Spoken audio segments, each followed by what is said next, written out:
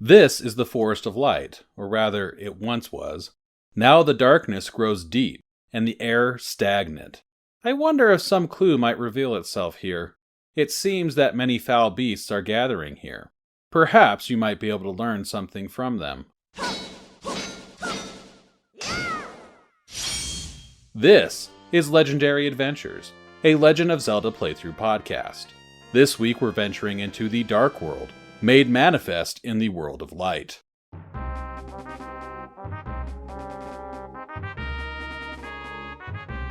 The first stage of Level 5, the Dark World, is the Lost Woods.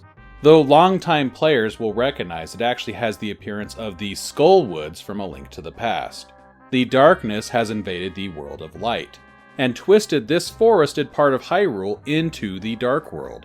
The Lost Woods is a common location within the Zelda series. Often there's a trick to navigating through it. In this case, there isn't really, but it features many screens which appear very similar to each other in layout, meaning players need to keep minor details in mind in order to successfully navigate the woods. The Lost Woods strike me as sitting somewhere between the standard Hyrulean adventure action stage and the side-questing style stage like the Village of the Blue Maiden. Enemy encounters do not feel as frequent, and there aren't any moments when we're required to face dozens of enemies at once. The most common enemies in this stage are buzz blobs and anti-fairies, but we'll also encounter bats, wizrobes, and floor masters. The floor masters are making their first appearance in this game. Their appearance is based on the appearance they had in the Wind Waker. Rather than pulling players back to the start of the stage or some other set point, they draw players into the Dark World. Players also encounter several Deku Scrubs, who provide hints and quests to the player. Notably, the Scrubs say that Vati is old news. It's all about Ganon now. The Scrubs tell us the Woods of Light were turned into the Lost Woods by Ganon. They are excited about Ganon's coming, and the darkness he is bringing. They also say that if we stay in the Lost Woods long enough, we will become a scrub just like they are. It's a nod to Ocarina of Time, where people were said to turn into Stalfos if they became lost in the Lost Woods. And perhaps there's a bit of Majora's Mask in there as well, with Link turning into a Deku Scrub. When first starting, it seemed directly heading south was the only viable path. This leads us to an area with a combat challenge against wizrobes to get a key. We can walk into a skull with an open mouth to find a locked door, leading to a chamber which contains Rock's Feather and Pegasus Boots items. I grabbed Rock's Feather. Heading one screen north, we use the feather to jump over a row of holes, and then head east. Using a cross formation, we hit 4 crystal switches at once to reveal a pair of treasure chests. One holds a moon pearl. One screen to the north and east again, we find the Moon Gate, inside a square of flowers. In the Dark World, we swap Rock's Feather for a lantern, significantly opening up the forest, because we can now burn through tree stumps which block other paths. The Scrubs to the north mention they're working on an underground road that will allow them to travel anywhere. They also say they've hidden and locked up their shovels and hidden a key. One wonders where a scrub named Deki has gone. We find Deki by heading west until we reach a T intersection and then south. Deki is in the Dark World. His friend Deppy is in the Light World. Deki gives us 3 items to find. We need to find the items in the order that he names them and then present them to Deppy. It took me a couple of tries. I really should have written down the items, because you need the exact order. And I grabbed a water pot when I should have grabbed an oil pot or vice versa. On my final successful run of this quest, I was a little confused on one item they asked me to bring: grass. I was not aware of any grass which can be picked up, and that's because they were referring to what I have always viewed as a bush as grass. It's round and has a leafy bush-like appearance in my eyes, but this is the grass they were referring to. Whatever works. After getting all 3 items, Deki rewards us with a power bracelet. We use the bracelet to lift a pair of trees and push further west. We find a bow down a hole, and we use it to take out a pair of gomas to the north. We then take on a boss goma just one more screen to the north. This one moves side to side and shoots fireballs at Link, recalling the Goma boss fights from the original Legend of Zelda. Defeating Goma allows us to advance one screen to the east to get a key. We can use this key inside an open skull which is surrounded by a ring of Deku scrubs in the north central part of the stage. We find a shovel behind the locked door. I traveled one screen south, and then one screen west, and then one screen north. I used Link's sword beam to take out a group of buzz blobs to open another skull, which holds a great fairy. I upgraded my shovel to level 2. We then backtrack to where we found the shovel and head east. On the very next screen, there is a hole visible on the other side of a barrier, and at least one Deku scrub has hinted that it dug a hole and then hit it. Digging on this screen, we find the hidden hole. We then pass through a brief side-scrolling screen to emerge on the other side of the barrier. Shadow Link appears, triggering another giant bomb segment. These really aren't my favorite. The idea itself of needing to take cover on the Game Boy screen isn't necessarily bad, but these sequences rarely, if ever, connect with me. In this case, we need to dig in order to find a hole which leads to the path forward. It's near the center of the screen, at least it was for me. After making it past the giant bomb sequence, we can move forward to destroy the barrier and end the stage.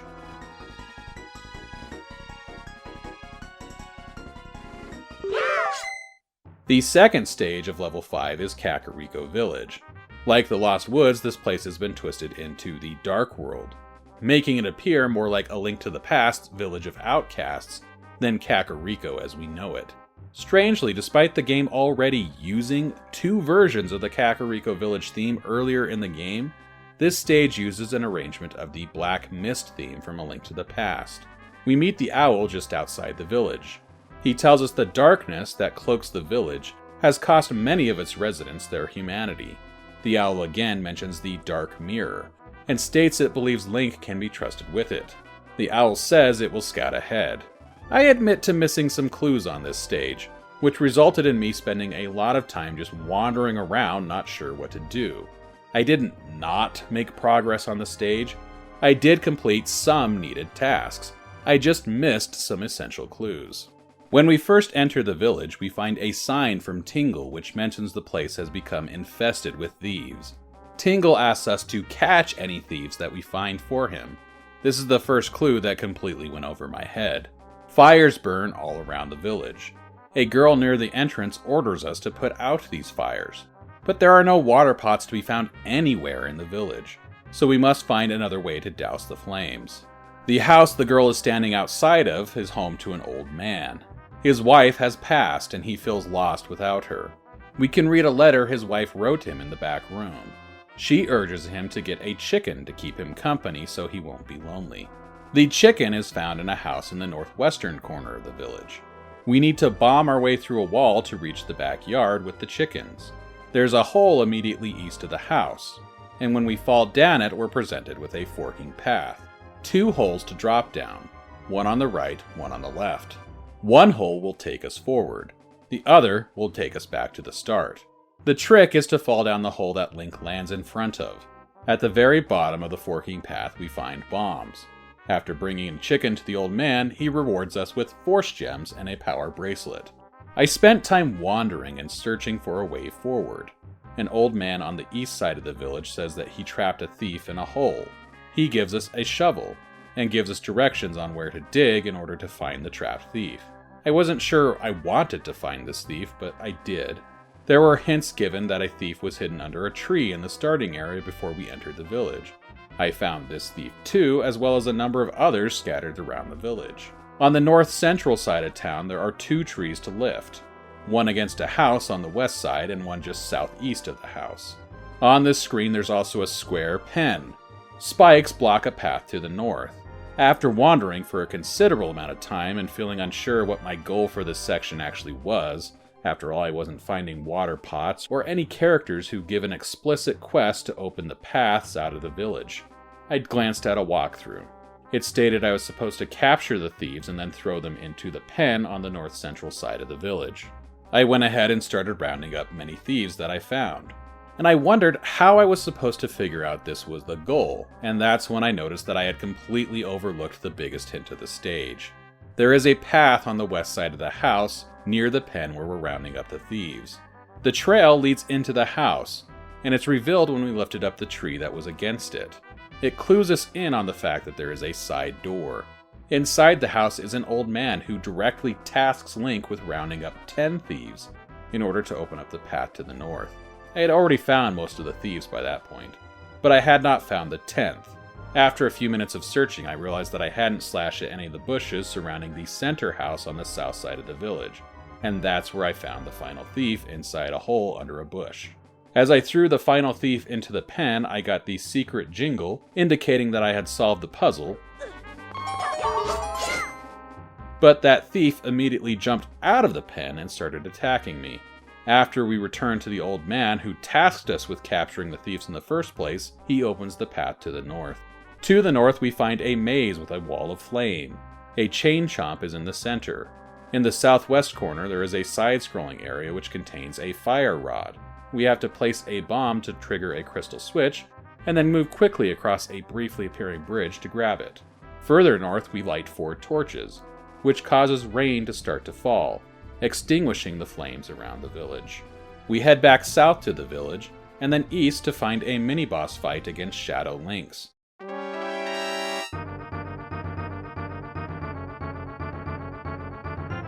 They dive down holes which lead to Game Boy Advance screens which feature black voids where nothing is discernible. Despite not being able to see anything on these screens except for the links, we know based on their movement that there are some side-scrolling areas and some top-down areas. One Shadow Link turned purple, and the fight ended when I defeated it with my own purple Link. Continuing east, we jump into a river and follow it down, grabbing any force gems and force fairies that we can along the way. The river dumps us out further east. The final challenge of the stage is another battle with a Knight of Hyrule twisted by darkness. This one plays out much the same as the first. We defeat 2 enemies in the light world, and then are drawn into the dark world where we fight a giant Stalfos Knight. Once the giant Stalfos is defeated, the Green Knight of Hyrule appears.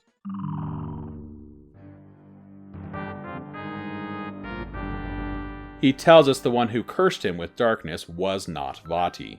Whoever it was wanted to free Vaati as part of a plan to remake Hyrule into a realm of darkness.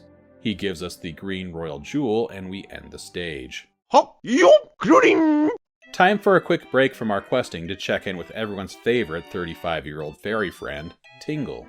Even though I played the game on single-player mode, my wife Mandy helped me check out the multiplayer features. In level 5, we unlock the leftmost minigame on the upper row in Tingle Tower. It's called Volley by Golly, and it features the tagline, "Fun with the misses." Is it volleyball? What are we doing? It's not quite volleyball, it's more akin to a game of catch. A woman tells us she's going to do the ball diet everyone is on, and asks us to help her out. She tosses out a ball that matches the color of one of the links. The link of the matching color then must hit the ball. When they do, it will change color and move towards the other link. The other link must then hit the ball and return it to the woman to start over again. A maintained volley will continue to move in a circular pattern like that. It took Mandy and I a couple of throws to figure it out. Oh, that's you. Oh. No. I'm not in a position, lady. My timing was off. Okay, so it looks like she'll throw it to us. We just need to time it. The speed the ball moves at increases with each successful return to the woman. The game lasts only a minute, and we really only got into a solid rhythm in the final seconds of the game. Whew! Woo! There it is! 20 returns, that's a new record. All that moving about, I believe this old gal's a bit thinner. Figure it out. I'll set up a little force gem fountain. Now be fair and split them evenly amongst yourself, except for the one with the most misses. You get nothing. What? Who had the most misses? Oh no, I get nothing? I thought I did so well. Mandy didn't really get nothing. She managed to snag a few gems, but I was given a fairly significant head start. And if we had more players, she may have ended up with nothing. When we visited Tingle to exit the game, he gave Mandy 300 force gems as a random bonus. That's right. I get 433. Woo! I win, guys! Mandy wins again. What did you think of the volley? Once I understood the volley, I didn't mind it. I didn't realize, because we played Four Swords, where, like, you just had to, like, figure out where the ball was going and get there, right? It was difficult and frustrating for me. that last level or whatever. So I expected it to just go random directions. But really, like, if we had spaced ourselves out, we probably could have done better. Yeah. Because I just didn't realize that I didn't need to chase the ball. Like, I just needed to time my swings, not necessarily chase after a ball.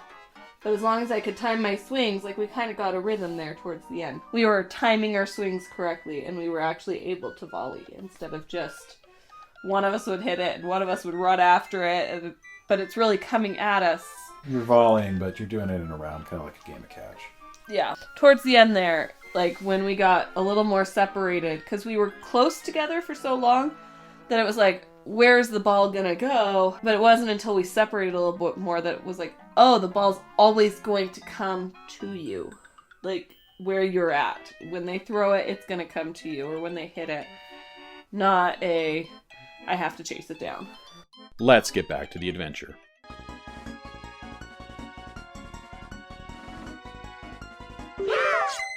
The third stage is the Dark Temple. We are greeted at the entrance by Deku Scrubs. They tell us they've been warned to look out for us and to not let us into the temple, but they shrug off those warnings. The dungeon starts out easily enough. We hit a couple of crystal switches to reveal a path and collect treasure chests and a bow. We then slash our way through dozens of tentacled enemies from A Link to the Past known as Popo. This dungeon introduces blue and red crystal switch barriers. We duck into a room to the east and hit a switch to lower a blue barrier, then duck into a second door just past that barrier to raise it again. Heading north, we come to a room with a tempting treasure chest right in our path. It contains a giant bomb. We duck into a room on the left side to avoid it. Inside this room there are 3 Stalfos enemies. One has a key visibly tucked into its ribs as a callback to the original Legend of Zelda. After getting that key, we return to the giant bomb room and head to the right side of the room and unlock a key block. We then drop down to a lower level, only to have enemies drop from above. It's a group of snakes. A hole beneath this pot on the lower level leads to a side-scrolling area where we can pick up a hammer and force gems, before looping back to the room where we fought the Stalfos for the key. We then head back to that lower level and descend down further into the dungeon. On the lower floor, we use bomb flowers to blow open doors into a large squarish block on the west side of the room. A Deku Scrub inside that block says it's the base of a statue that they are making dedicated to Ganon. He also lets it slip that with holes blown into the north and south of the base, we can move it. We push it over a hole in the central part of the room, and then use the base as a hallway to get across to a door to the south. We use a formation to hit crystal switches to lower spikes in the previous room. Then we use the statue base to open a path forward by destroying additional spike traps. There are 2 doors past these spike traps, one to the north and one to the south. We head through the door to the south first, and ride a moving platform to reach 4 switches on a wall side by side. We see the return of turtle enemies from A Link to the Past called Terror Pins. They must be hit with a hammer to flip them over, exposing their soft undersides in order to defeat. After using a wide formation to pull the switches, we backtrack and head through the door to the north. We then reach a center cluster of rooms for this dungeon. There are 5 rooms to tackle with challenges and puzzles, and as we move through them, it's kind of like we're untangling a knot. It starts with a mini-boss fight against a ball and chain soldier. It breaks its way through a barrier of cracked stones to get at us. We note a treasure chest hidden behind a row of spikes to the north. We then head through a door to the west, and take out 3 hard hat beetles. The hammer is a big help with this. For defeating these enemies, we're given 2 treasure chests. One holds a moon pearl. We then backtrack and head through a door on the northeast to find the moon gate. The puzzle in this room had me stumped for a bit. There are immovable blocks which are laid out in a checkerboard pattern that block our path forward. In the dark world, we find a slingshot, and 4 crystal switches which can only be hit with the slingshot. I first used a wide formation. I saw a big puff of smoke in the light world, but the blocks were still in a checkerboard formation. It was only after a number of times exiting and re-entering the room that I realized in this instance I should not use a wide formation to hit the switches all at once. Instead, we need to hit the 1st, 3rd, and 5th switches, which cause the blocks to arrange themselves in straight lines, allowing us to pass through the room and exit to the north after we swap the slingshot back for the hammer. We then come to a roughly H-shaped walkway. There are Stalfos Knights which can be seen in the Dark World along with flying enemies. If we fall off this walkway, we end up in the Dark World. There are also a couple of moon gates we can use. After we drop from specific areas in the room above to reach and defeat all the enemies, a chest with a key appears. We use this key to access a moon gate in the Dark World, which connects us to an exit on the west of this room in the Light World. It's here that we run into another spot where the visual language of the game immediately fails to communicate the actions we must take. At least it did for me. There's a cross-shaped room with no walkway connecting the cardinal directions. There are 2 doors side by side on the northeastern arm of the cross. They contain a minor block-pushing puzzle and items. The door to the right also has a cracked block which we cannot break, at least not with our current equipment. As I said, this is another moment where I feel the game fails to properly visually communicate with the player. We can use the bow to hit 3 of the crystal switches in the cross-shaped room, but a 4th one can't be reached. We need to break a block to get a boomerang. There's no bombs or rock's feather available though, so how do we break this block? I had to consult a walkthrough. I learned that a dash with the Pegasus boots can also break a block. Again, in past titles such as Link's Awakening, when this action was performed to destroy an obstacle, that obstacle was unique. It didn't look like an obstacle that we destroyed with something else. I just feel like the game really failed to communicate that this was something that we could do. Once we get the boomerang though, we can hit the 4th crystal switch and reveal a path connecting the rooms in all 4 cardinal directions. If we travel to the room to the north, we find a moon gate. There are shadows of 2 Deku scrubs visible. Passing through the gate, we can talk to these scrubs. They again tell us they're making a statue to honor Ganon, and the inscription will include these phrases. 1. Put 4 in a vertical line, and 4 pushed together as 1. If we head south in the cross-shaped room, we return to the room where we fought the ball and chain soldier. But we're behind the spikes that created a barrier on the northern part of the room. If we stand on 4 switches hidden under pots, we can lower the spikes. This allows us to grab that treasure chest that we previously could not reach, which holds a key. The key opens the door on the west of the cross-shaped room. In the west room, we can hit a crystal switch to lower blue barriers. Pushing a block on the north side of the room reveals a door to the north. Through this door, there's a combat challenge against Wizrobes, including Wizrobes that steal Force Gems. I didn't do so hot during this fight at first. I lost a fair amount of gems, and I found myself concerned that I wouldn't be able to complete the stage. There are 2 doors in this room with the Wizrobes. A door to the west is locked. A door to the east is open. Through the door to the east, we find another moon gate, and in the Dark World we talk to 2 more Deku Scrubs. They also speak about the statue of Ganon that they're working on, and they give us 2 more pieces of the inscription. 2, break oil pots, and 3, on the left wall. We backtrack to the cross-shaped room, grab a lantern, and then head south through the room where we fought the ball and chain soldier, then west through the door. With the blue barrier lowered, we can now access a raised section of the room and head west through a door. The room to the west is dark, but with the lantern we can light 4 torches around the room, while dodging spike traps to cause a hole to appear in the center of the room. We drop down this hole onto the Game Boy Advance screen, which shows nothing but a black void. There are chests in the corners of this void. If we head to the upper left and lower right corners, we'll find a gem and a heart container respectively. A key is located in the chest to the upper right. A set of stairs returns us to the TV screen on the lower left. We head back to the room where we fought the Wizrobes and head through that locked door. We navigate through a dark maze, lighting torches and defeating rats to open a path on the northwest corner of the maze. We then reach the room that the Scrubs were hinting at earlier. On the wall to the left, there are 4 oil pots. In a vertical formation, we can pick up these pots, throw them against the wall, and once the flames are out, we can push against the wall, in the location where the pots were. The screen shakes, and if playing with a GameCube controller, as I was, we feel rumble as well. The wall then disappears, revealing a path. A row of tiles on the floor in front of the north wall hints that we must also push against this wall to reveal a door. The following room features a combat challenge against 2 waves of hard hat beetles. The first wave is fought within a square arena, which is mostly enclosed. There are 2 corners that have bumper obstacles in them. These obstacles first appeared in A Link to the Past, and they're much like pinball machine bumpers. The corners opposite each bumper are open. There is a hole in the center of the arena, and after defeating the hard hat beetles in this arena, A gate opens, releasing more hard hat beetles from a second arena. The second area is completely open on the west side, with a single bumper in the lower right corner. I ended up having to go through this stage twice, all because of that lower right bumper.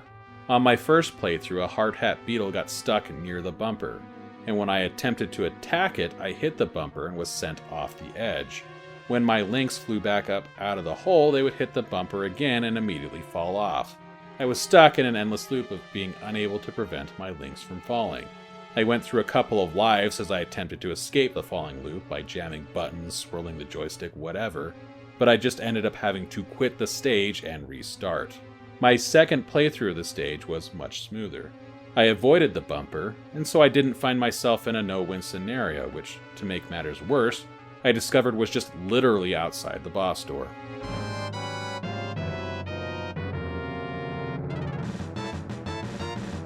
The boss is a rematch with Phantom Ganon. This time there are 4 Phantoms.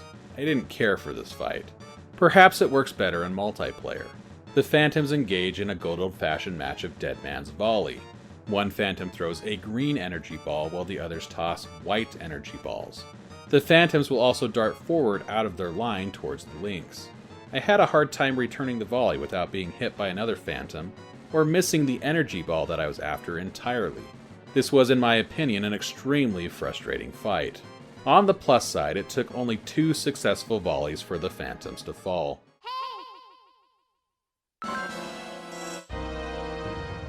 Beyond the boss room, we discover the Dark Mirror was stolen, and is no longer in the temple. The White Maiden says the mirror reveals the darkness within a person and brings it to life. She says Shadow Link came from the mirror, and is a dark reflection of Link. She says if the mirror is not retrieved, the land will be overrun with Shadow Links. The White Maiden seems unsure who could have stolen this mirror or what their motive is.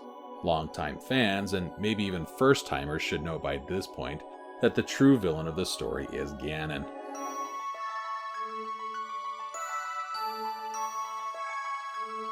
When we free the Red Maiden, she too is concerned about the mirror, and asks if the other maidens and Princess Zelda have been rescued. The White Maiden mentions that the Deku Scrubs were chanting the name of Ganon when they first appeared in the forest, as if they were worshipping. The Red Maiden says that she has heard about a Ganon, or rather she knows of a Ganondorf who lives in the desert. She's not sure if these are the same person, but sends us to the Gerudo village to find out. She also mentions the desert holds an ancient ruin and an ancient pyramid, and expresses concern that a maiden could be hidden within. Next week we will head to the Desert of Doubt, and we'll see what we can find within its wind-blown sands and ancient spaces. If you want to follow along, please subscribe. And a big thank you to everyone who has already subscribed. You are amazing.